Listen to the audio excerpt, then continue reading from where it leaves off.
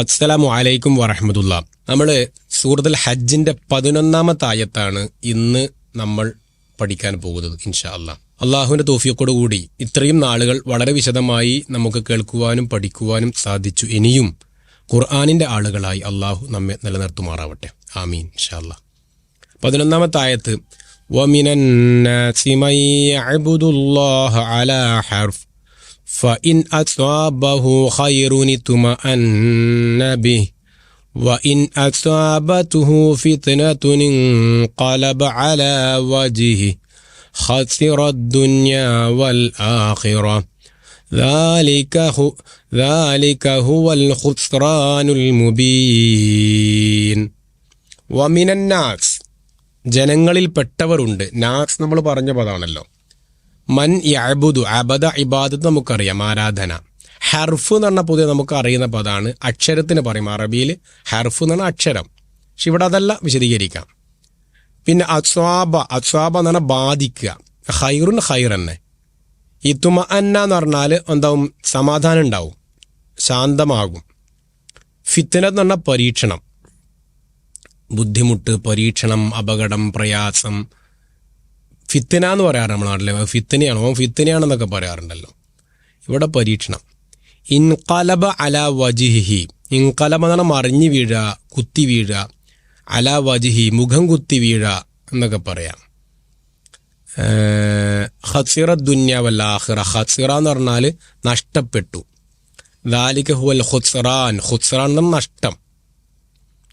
അപ്പോൾ പറയാം അതിൽ മയ്യ അബുദു എന്നാണ് ഓതുക. മയ്യ അബുദു. അപ്പോൾ വമിനന്നാസി മയ്യ അബുദുല്ലാഹ അലാ ഹർഫിൻ. അള്ളാഹു ചില ആളുകളെ വിശദീകരിക്കാൻ ഇത്രയും പറഞ്ഞിട്ട് ചില ആളുകളുടെ സ്വഭാവം പറയാണ്. രണ്ടും ഉണ്ടാവില്ല. അപ്പുറത്തും കളിക്കും, ഇപ്പുറത്തും കളിക്കും, ഇപ്പുറത്തുണ്ട് അപ്പുറത്തും ഉണ്ടാവും. ഒരു നേരത്ത് നല്ല മുസ്ലിമായിരിക്കും, മുത്തഖി തഖ്വ ഇഖ്ലാസ് കൂടിയുണ്ട്. കുറച്ചും നേരെ ഉൾട്ടയായിരിക്കും. ഇങ്ങനെ ചില ആളുകളുടെ രണ്ട് പ്രകൃതം അള്ളാഹു ഇവിടെ വിശദീകരിക്കുകയാണ്. വമിനന്നാസ്, ചില ആളുകൾ മയ്യ അബുദുല്ലാഹ അലാ ഹർഫിൻ. ഹർഫ് എന്ന് പറഞ്ഞാൽ ഇവിടെ വക്കത്ത്, എഡ്ജ് എന്നൊക്കെ പറയല്ലോ. എഡ്ജിൽ നിന്നിട്ട് ആരാധിക്കുന്നവർ, ഒരു വക്കത്ത് നിന്നിട്ട് അള്ളാഹുവിനെ ആരാധിക്കുന്നവർ, ഒരു വരമ്പത്ത് നിന്നിട്ട് അള്ളാഹുവിനെ ആരാധിക്കുന്നവർ. വമിനന്നാസി മൻ യഅ്ബുദുല്ലാഹ അലാ ഹർഫിൻ.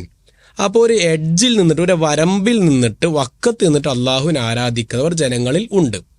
ഫ ഇൻ അസ്വാബഹു, അവനെ ബാധിച്ചാൽ, അവനെ ബാധിച്ചാൽ, ഖൈറുൻ, ഒരു നന്മ ബാധിച്ചാൽ, എന്തൊക്കെ ഗുണം കിട്ടി, ജോലി, സമ്പത്ത്, ശമ്പളം, അങ്ങനെ എന്തെങ്കിലും അനുഗ്രഹങ്ങൾ അവനെ കിട്ടിയാൽ, യുതുമ അന്ന ബിഹി, ഭയങ്കര ആശ്വാസമായിരിക്കും, ഒരു ഭയങ്കര സമാധാനമായിരിക്കും.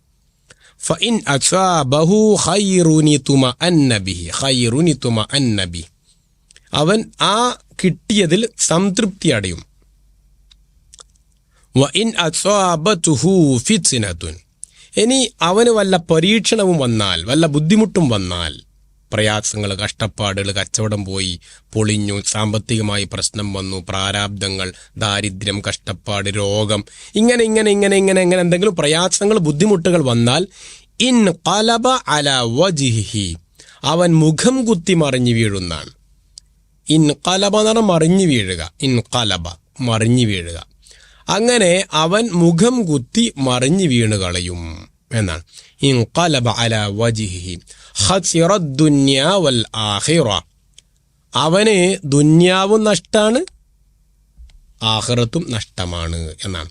അപ്പോൾ അവൻ്റെ ആ സ്വഭാവത്തിലേക്ക് മറിഞ്ഞു പോയി കളയും.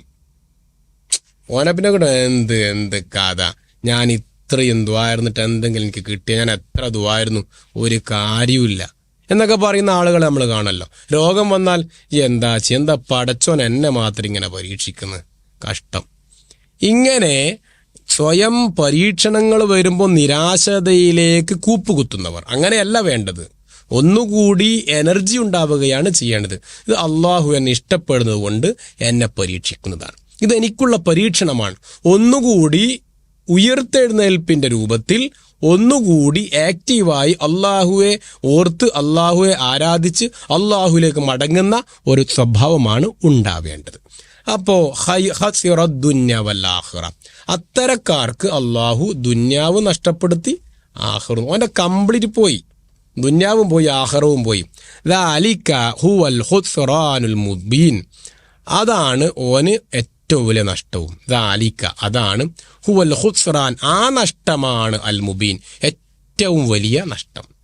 അപ്പം ദുന്യാവും ആഖിറവും നഷ്ടപ്പെട്ടു എന്ന് പറഞ്ഞല്ലോ, ഏറ്റവും വലിയ നഷ്ടം അത് തന്നെയാണ് എന്നാണ്. ഇതിനേക്കാൾ വലിയ നഷ്ടം ഓന് വേറെ വരാനില്ല എന്നാണ്. അപ്പോൾ ഇവിടെ നമുക്ക് അല്പം വിശദീകരിക്കേണ്ടത്, ഒന്ന്, അള്ളാഹു അവിശ്വാസികളെ കുറിച്ചാണ് പറഞ്ഞത് ഇതിനു മുന്നേ അല്ലേ.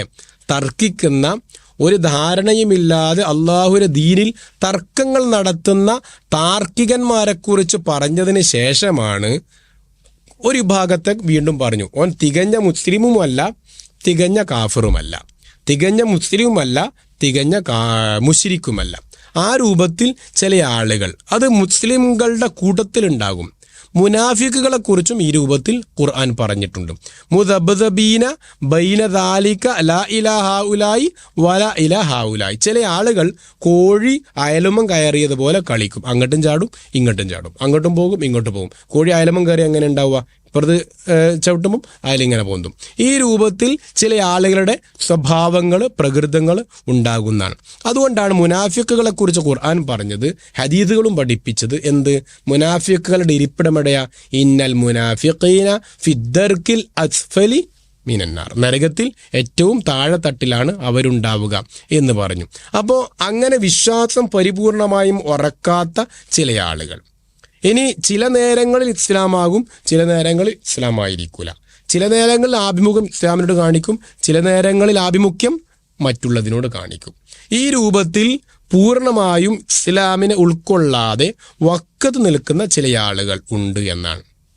അതുകൊണ്ടാണ് ഖുർആൻ ലാ ഇലാഹ ഇല്ലല്ലാഹ് ഫഅലം അന്നഹു ലാ ഇലാഹ ഇല്ലല്ലാഹ് എന്ന് നബി സല്ലല്ലാഹു അലൈഹി വസല്ലമയോട് തന്നെ അള്ളാഹു പറഞ്ഞത്. അതുകൊണ്ടാണ് ഫഅലം അന്നഹു ലാ ഇലാഹ ഇല്ലല്ലാഹ്, നീ അറിയണം, തീർച്ചയായും അള്ളാഹു അവൻ തന്നെയാണ്, അവൻ മാത്രമാണ്, അവനല്ലാതെ ഇലാഹില്ല എന്ന് ഖുർആൻ പഠിപ്പിച്ചത് അതുകൊണ്ടാണ്. അപ്പം നമ്മുടെ ബാധ്യതയാണ് ഈമാൻ ഉൾക്കൊള്ളണം. ലാ ഇലാഹ ഇല്ലല്ലാഹ് ഇടയ്ക്കിടെ ഓർമ്മിപ്പിച്ചുകൊണ്ടേയിരിക്കണം. ലാ ഇലാഹ ഇല്ലല്ലാഹയെ പുതുക്കിക്കൊണ്ടേയിരിക്കണം, ഈമാനിനെ പുതുക്കിക്കൊണ്ടേയിരിക്കണം. ഇത് നമ്മുടെ ബാധ്യതയാണ്. ഈ രൂപത്തിൽ നാം മനസ്സിലാക്കേണ്ടതാണ്. തൊട്ടുടനെ അള്ളാഹു അടുത്ത ആയത്തിൽ 12-ാമത്തെ ആയത്തിൽ അടുത്ത വിഭാഗം, ഈ വിഭാഗത്തിന്റെ മറ്റൊരു സ്വഭാവത്തെ പറയണം. യദ്ഉ മിൻ ദൂനില്ലാഹി മാ ലാ യളുറുഹു വ മാ ലാ യൻഫഉഹു ദാലിക ഹുവൽ ളലാലുൽ ബഈദ്.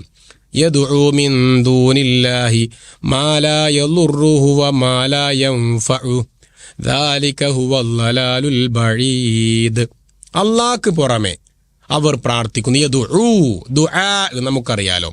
യദ്ഉ, അവർ പ്രാർത്ഥിക്കുന്നവരാണ്. മിൻ ദൂനില്ലാഹി, അള്ളാഹുവിന് പുറമെ പ്രാർത്ഥിക്കുന്നവരാണ്. മാ ലാ യളുറുഹു, മാ ലാ യളുറുഹു, ഉപദ്രവം ചെയ്യാത്തതിനെ അവർ പ്രാർത്ഥിക്കുന്നു.